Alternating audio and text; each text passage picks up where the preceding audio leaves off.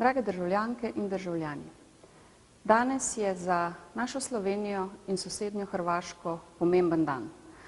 Dolgo pričakovana odločitev arbitražnega sodišča je na mizi, meja je določena in vsi jo moramo spoštovati.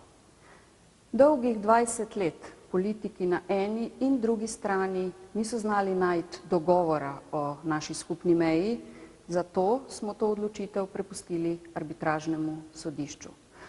Sporazum, da bo o naši skupni meji odločalo arbitražno sodišče, je bil eden od pogojev, da Hrvaška postane del Evropske unije.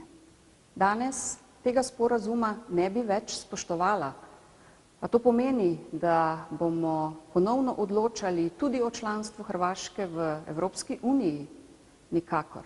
Prav je, da je naša soseda del naše skupne evropske družine.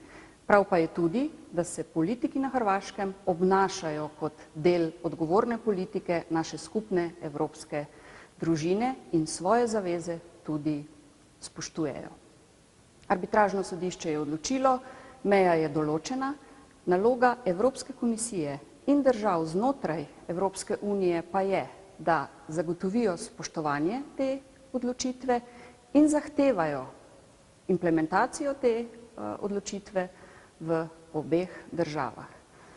Naša naloga, naloga Slovenije pa je, da pomaga ljudem, predvsem ljudem na območjih, za katera je arbitražno sodišče odločilo, da niso del Slovenije. Kljub temu, da je danes pomemben dan, se življenje ne obrača na glavo.